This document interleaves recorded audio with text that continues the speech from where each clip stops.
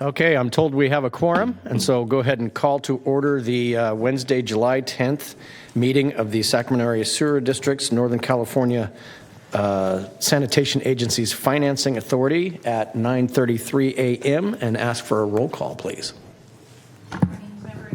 Here. Desmond? Here. Frost? Here. Kaplan? Here. Karpinski Costa? Present. Kennedy? Here. Robles? Here. Swin? Here. And Hume. I am here. And you have a quorum. Great, thank you. Let's begin then with the Pledge of Allegiance. If you join Director Frost. I pledge allegiance to the flag of the United States of America and to the republic for which it stands, one nation, under God, indivisible, with liberty and justice for all. All right, thank you. And now if the clerk would please read the Metro Cable statement and the public comment procedures. This meeting of the Sacramento Area Sewer District is cablecast live on the Metro Cable 14, the local government affairs channel on the Comcast and AT&T Uverse cable systems. This meeting is closed captioned and live streamed at metro14live.saccounty.gov. Today's meeting replays Sunday, July 14th at 9 a.m. on channel 14. This meeting can also be viewed at youtube.com/metrocable14. In accordance with Government Code 54952.3, compensation for meeting of these legislative bodies is required to be verbally disclosed. The amount of $100 will be paid for each member participating today as a member of the Sacramento Area Sewer District. Compensation for Sacramento supervisors and City of Sacramento council members is paid to the county and city respectively to partially offset the cost of those governments. Compensation for other board members is delivered to the individuals. To make an in-person public comment, please complete a speaker request form and hand it to the clerk. The chairperson will call your name when it is your turn to make a comment. You may send written comments by email to boardclerk@saccounty.gov. Your comment will be routed to the board and filed in the record. And that concludes the clerk's statement. Okay, great. All right, great. So then we will move on to the first item, which is our consent calendar. Items for your items 1 through 14. Okay, are there any public comments on the consent? I do not have any slips and do not see anyone in chambers who would like to make comments. Very good. We'll close public comment on that. Is there a motion to approve? So moved. Motion from Kaplan. Is there a second? Second from Desmond. All those in favor say aye. Aye. Opposed? Hearing none, carries unanimously. On to item 15. Item 15 is comments from the public on issues not on the posted agenda, and I do not have any speaker slips. Very good. We'll dispense with that then and move directly into item 16, miscellaneous director and district engineer matters. All right. Good morning, board members. Just a few things. The July 24th meeting is canceled, so our next meeting is on August 14th. Just a couple of things. On the consent calendar that you just approved, there were a couple of septic conversion projects that we've been working on, plans and specs that you just approved. And those projects, we actually have recently received funding agreements from the state. And when you put them all together, there's actually 4: Linda Manor, Old Florentown, Franklin, and Hood. We're getting about $36 million from the state for those projects. So we're leveraging a modest amount of confluence funding to really help out each of those different communities. Getting yourself off of your septic system and onto public sewer is very expensive, and for the most part, these people, at least the residential, are going to be getting that for free. They'll be able to they'll have to pay their monthly bill in the future, but they will be able to have a reliable sewer system. So we're really excited about that. And then one other thing related to our transition, the staffing from the county to the district, we started our first of all, our pension legislation passed on July 2nd. Governor Newsom signed that with many thanks to Director Soon and Assemblywoman Nguyen, who sponsored the bill. So that bill passed, and it basically means that our employees will retain the same tier and service credit that they had with the county, just moving over, still in SCRS, but with the district. So that was very important. And then this week, we started on Monday. We're a little over halfway through. We've been onboarding our employees. So basically, these are current county employees who, effective December 14th, they will be resigning from the county and accepting offers of employment from the district. And so we're working through that process. They basically sign those letters. And we get their I-9 documentation to confirm they're eligible for employment. They get their live scan fingerprinting, and they are ready to go. And so far, went through 425 of our employees, and no one has turned us down yet. So we're in good shape there. So that's going to continue this week through Thursday, and then we have some makeup sessions because not everyone is here at this time of year. So that's all I had. Okay. Any questions for the district engineer? No? All right. Any director discussion issues for future consideration? No? Okay. Then that brings us on to item number 17, please. Item number 17 is the Infill Development Board Committee report.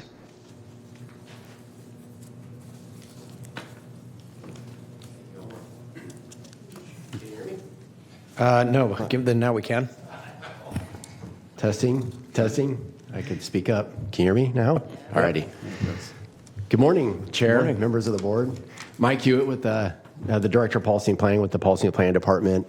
I'm here to report out some outcomes and recommendations from the Infill Development Board Committee.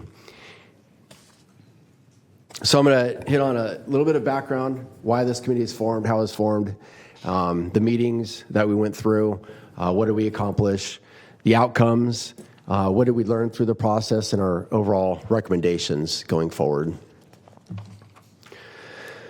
So on February 8th, 2023, almost a year and a half ago, Director Sander recommended that we form an interest group or committee to discuss improving corridor and infill development. An action item or an item was brought to your board in May of last year to consider forming a committee.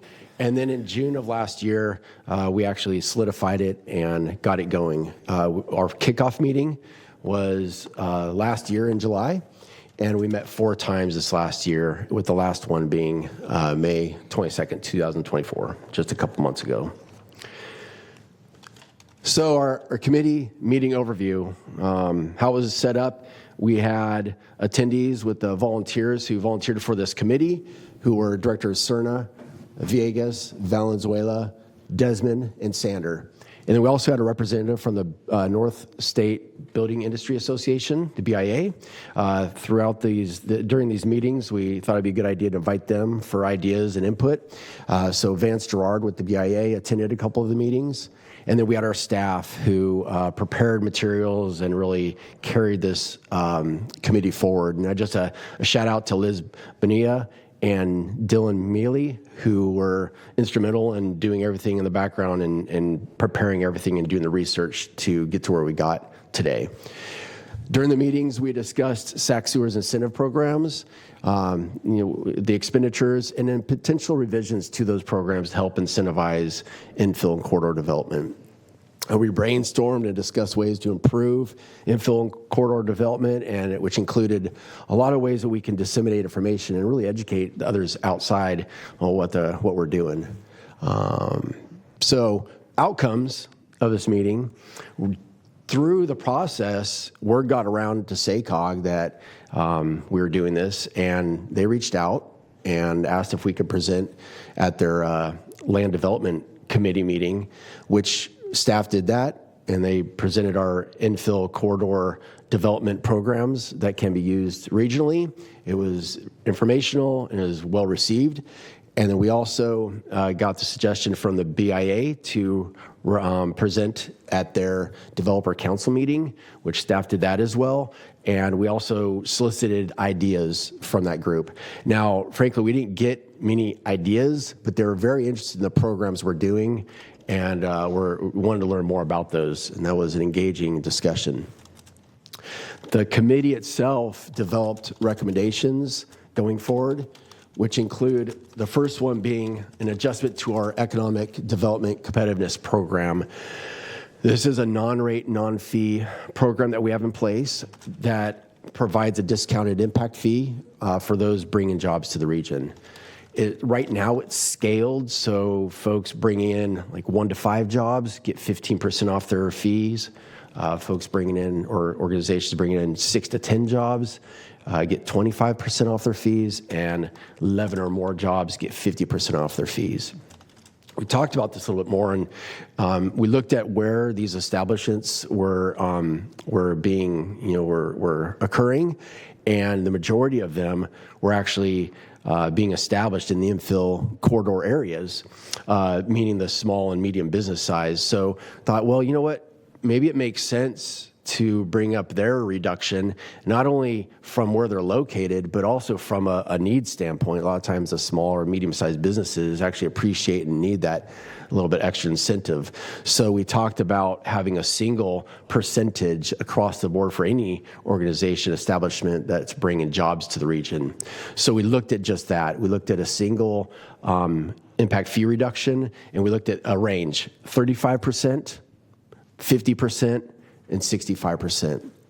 We landed on 50%, made most sense given that that's already the number for the larger size businesses, those bringing 11 plus jobs.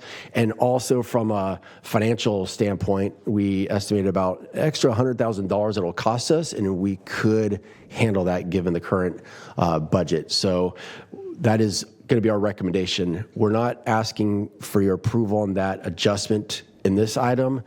The next item on our agenda is adjustments to the confluence policy. We're all actually bringing that. You can formalize your approval for that if you choose to. The next suite of recommendations here are focused on the outreach side to help streamline, make it easier for the public to find out about our programs and easier for them to apply.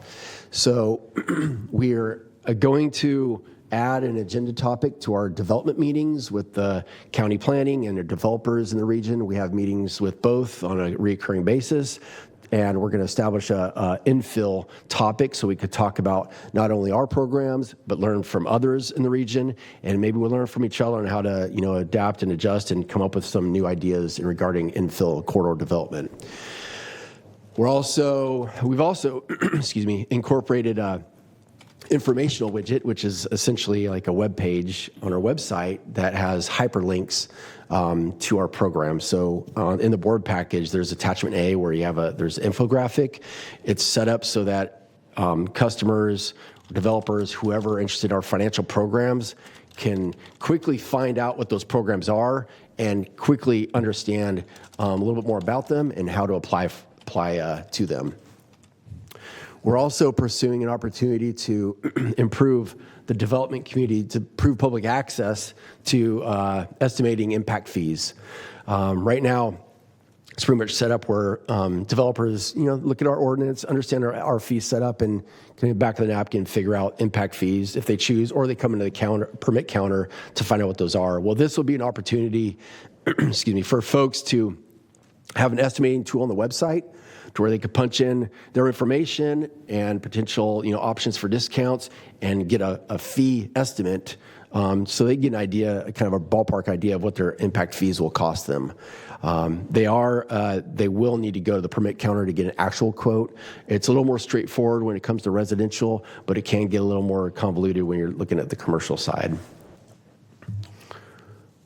So those are the recommendations going forward.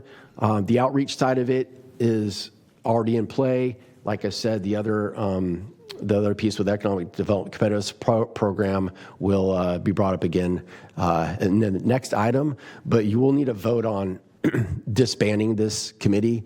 It was voted on to form, and now it's time to vote on to disband if you feel comfortable doing that.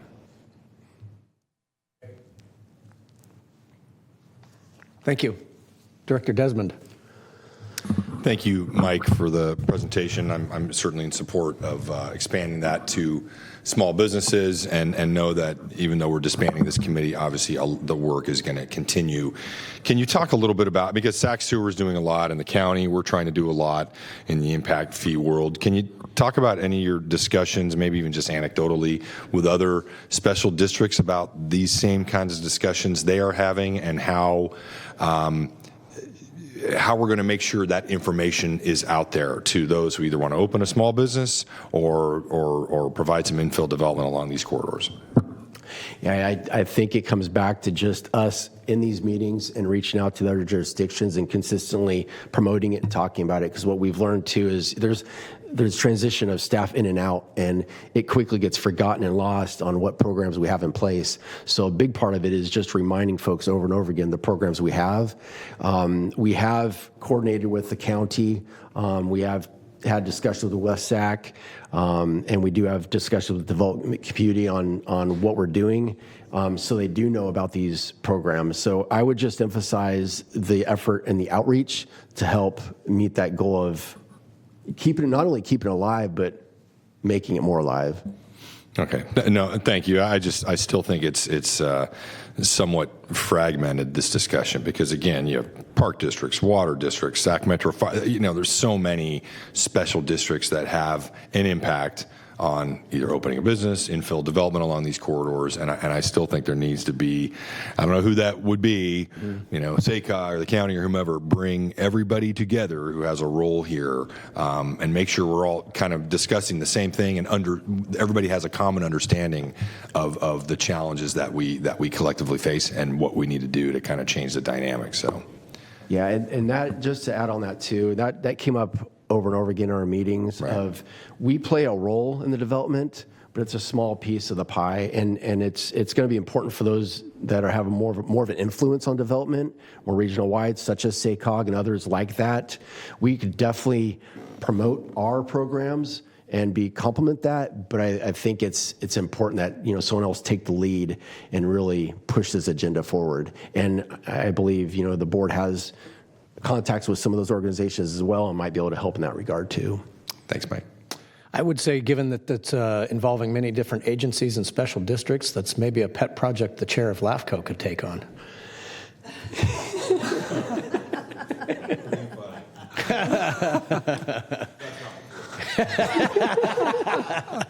Vice Chair. 2 questions. Is this, when you say create jobs, is it jobs in the construction of the business or jobs in the eventual operation of the business? It's the jobs for the eventual operation of the business. Okay, because construction will always be more than 10.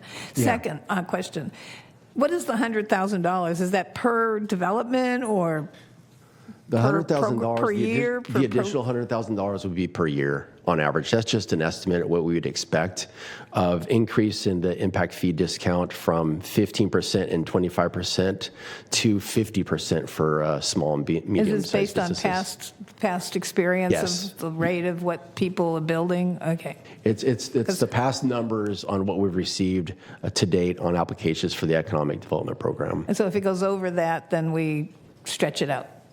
We can. Christoph has the authority to move some things around within the Confluence program as long as it's within the overall $7 million budget. Thank you. Yeah. And I want to thank Director Sander and those who participate in the committee. Great work. Yeah. Okay, any other questions at this point?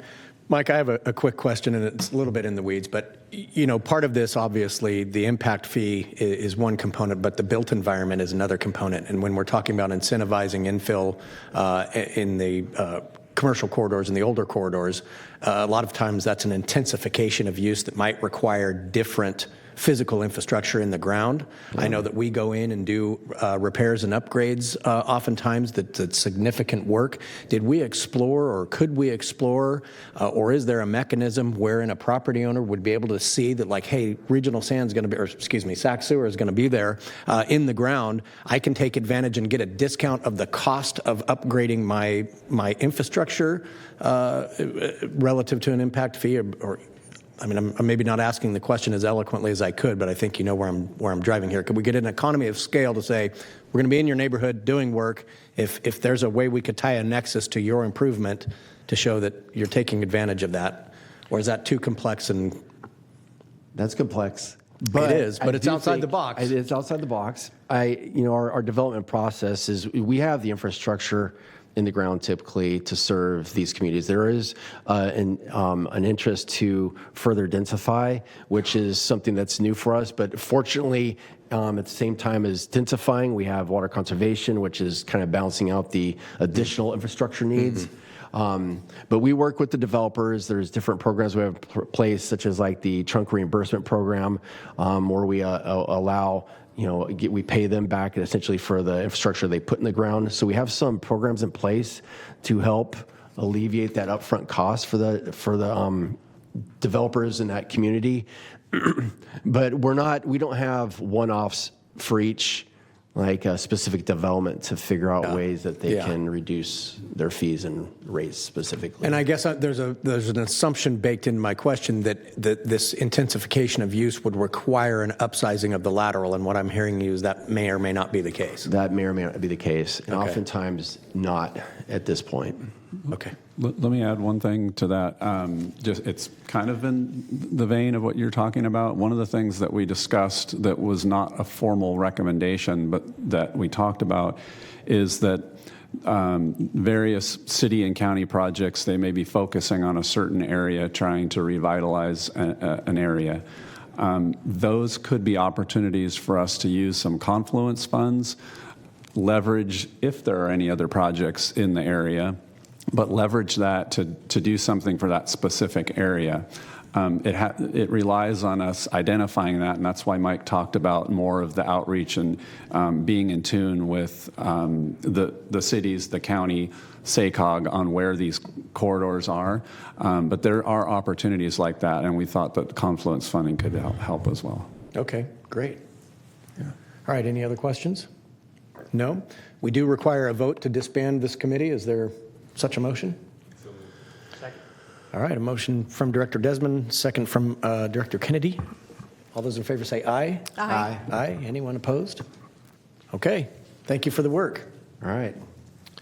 On to item 18, please. Item 18 is to approve the Confluence Regional Partnership Program policy. Okay, speaking of confluence.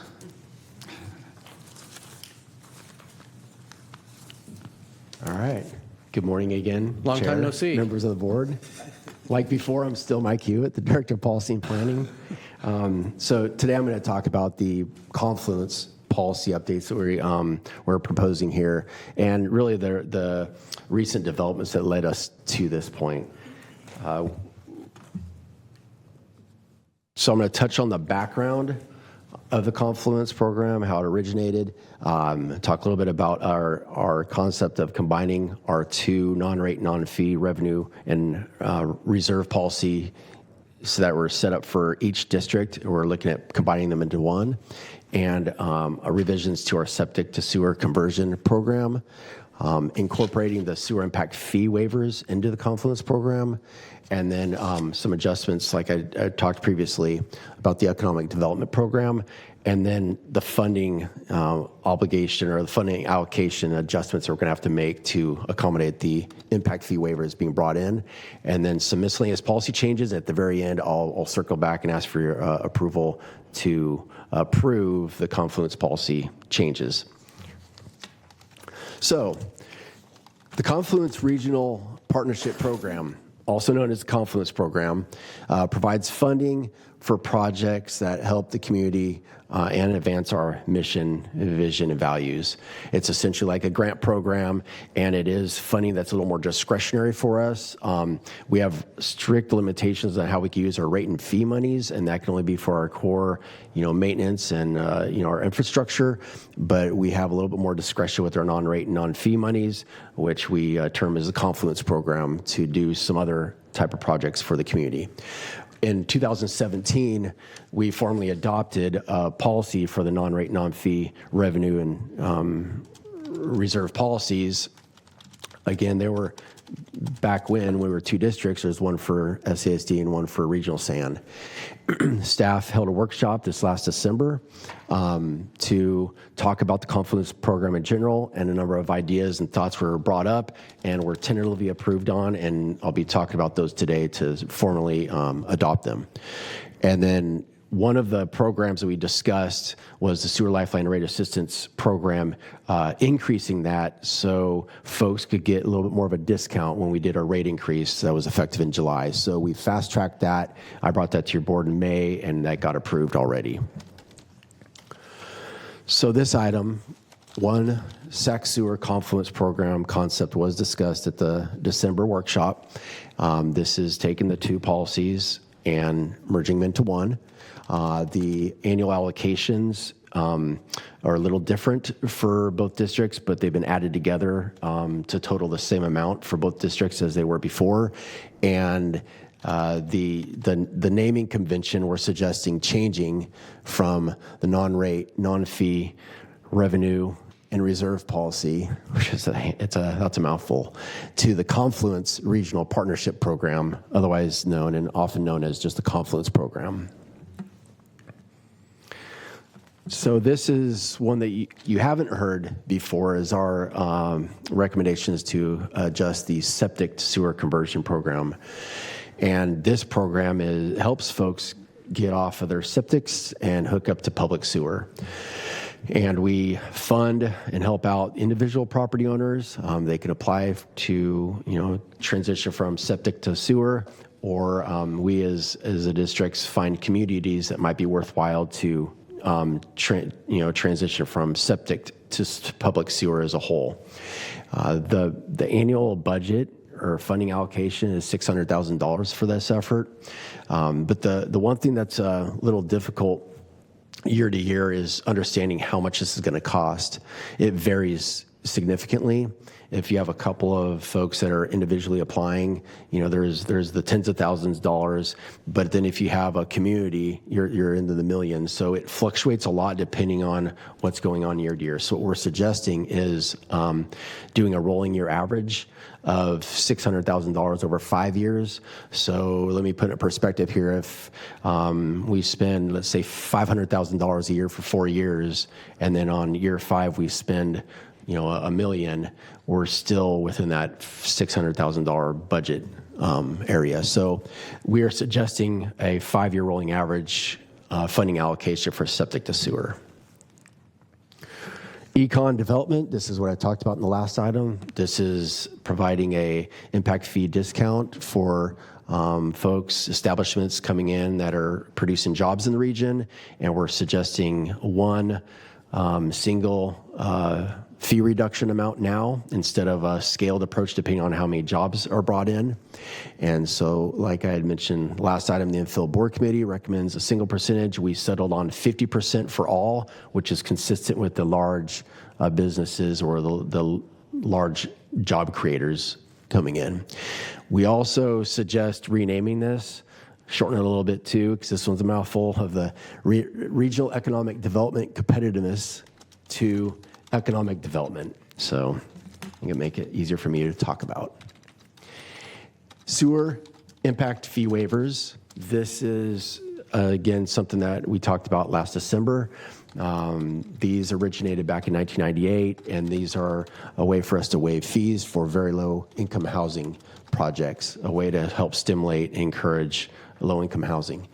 The amount of impact fee waivers that are out there are 200 ESDs per year for collections, and then 200 ESDs per year for the county of Sacramento area for treatment, and then an additional 8 ESDs per year for West Sacramento.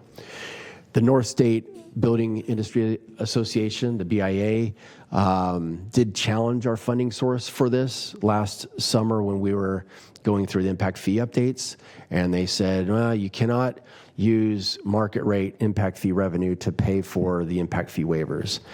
We did check with our council, and they did agree with that we cannot do that. So what we did is, and one thing to note is this was the legal opinion for many years since '98 was that we could, but given the current rules, regulations, and the current environment, it's no longer supported there. So we had to find another way to keep this program alive, which was the non-rate and non-fee monies.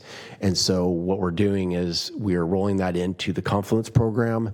We estimate about $1 million per year, but we did have to make some adjustments to some other categories, which is shown here. So if you look on the left column, it says category. I always use that interchangeably with program as well. So we have the Sewer Lifeline Rate Assistance Program, the SILRAP, the first item. As you can see, it's the current allocation is $3.3 million, 3.35. And then we're not recommending any adjustments here. Although we have increased the rebate amount for our customers, we still think we can stay within this budgeted amount. The next three, the American River Cleanup, Watershed Management, and Septic Conversion, those three used to be grouped on an overarching, what was called environmental stewardship category. And that environmental stewardship category, as you can see in the current allocations, was $1.475 million for all three projects combined. We're recommending that we pull out that overarching category and just make the American River Cleanup, Watershed Management, and Septic Conversion their own categories. And their budgets for each one are located there under the current allocations of $600,000 for American River Cleanup, $275,000 for the Watershed Management, and $600,000 for the Septic Conversion. Now, what we're recommending is a slight adjustment. It's only $25,000 less for the three combined, and it's just pulling a little bit out of the Watershed Management. And again, this is based on historical numbers that led us to this final tally. The next one, the Economic Development Program, this may seem a little counterintuitive because we're suggesting going from $1.2 million to dropping it to $650,000. Now, we are increasing the fee discounts for small and medium businesses, which we expect to cost an additional $100,000. But looking back in the history, we're still a little bit higher than what historical averages are for this, including the $100,000 in addition. So the sewer impact fee waivers, this was the big change where we don't have it there now as a budgeted item, but it will be budgeted as $1 million carved out from Confluence to support that program going forward. And then the public education and other issues and projects both dropped $200,000 each, and again, that's based on historical numbers. So overall, the program is going to remain the same as far as how much it's budgeted at $7 million, and we think we can handle that. This program has been running at about $4 million combined with both districts, and so, but that's getting eaten into pretty quick here with the extra $1 million for the sewer impact fee waivers, the little addition for the econ development, and also the addition with the sill wrap. We think we'll be fine, but that cushion's getting much thinner. The other policy changes that we're recommending is having the district engineer delegate funding approval authority to some designated staff. There's some programs, for example, our econ development program, where we'll be able to allow some of our frontline folks to be able to authorize approval for those discounts. It'll just make it a little more streamlined, a little more effective for us organizationally to run these programs. And then we're also remove the reference to the SAC sewer reserve policy. Actually, no, we removed the reference to the $10 million minimum reserve requirement, and we'll just rely on the district's cash reserve policy. So we won't have a unique specific reserve for the Confluence program. We'll have the same ability, but it'll just be incorporated in our cash reserves. And then the environmental stewardship subcategories, I mentioned earlier, the environmental stewardship category is going to go away, and the watershed management, the American River Cleanup, and the Septic Conversion Program are going to be their own categories. So circling back, we're asking is that your board approve the revised program policy, which will be effective today if your board approves. All right. Any questions of Mike? No? Any public comment on this item? I do not have any speakers signed up to speak. Very good. Anybody wish to make a motion? So moved. Wait. I would assume that's a motion to approve. Seconder agrees? Okay. All those in favor say aye. Aye. Opposed? Okay, motion carries. Great. Thank you. Sorry, Chairperson Hume, we do not have a quorum. Member Kennedy is not in the chambers, and that means we only have 8 members. Where'd he go? He might have briefly stepped away, Mr. Desmond. I hear him in there. Sneaked it out. Sorry. Good catch. I'm sorry.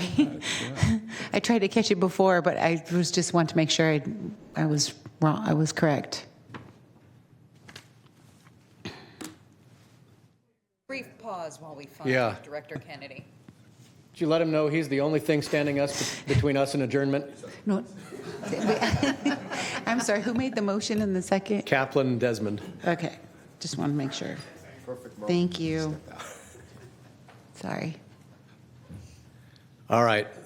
For Director Kennedy's benefit, there was a motion by Director Kaplan, a second by Director Desmond to approve the new Confluence program. I abstain. All those in favor say aye. Aye. Anyone opposed? All right, now we have a legal vote. Thank you. Thank you. And I believe that does bring us to the end of the agenda. We still have item number 19. This Oh, is item collection- 19. Collection of delinquent sewer service charges on the property tax roll. Okay, Mr. Banda. Good morning, members of the board. So we brought this item earlier in May. This is an annual item that we bring to transfer our delinquent charges to the property tax roll. So in May, the board passed a resolution of intention to levy these charges on the tax roll and set the hearing for today. So today, you'll be opening up a public hearing in case any members of the public are opposed to this action or the amount of charges. I just want to note in April, I think at end of April, when CAB sends out these notices, they sent out at that point about almost 19,000 accounts were going to be affected. But between that time and early June, when they did their final calculations for this report, that number had dropped by almost 3,000 accounts. So once people get these notices, they do pay up. So that number has dropped to now 16,000.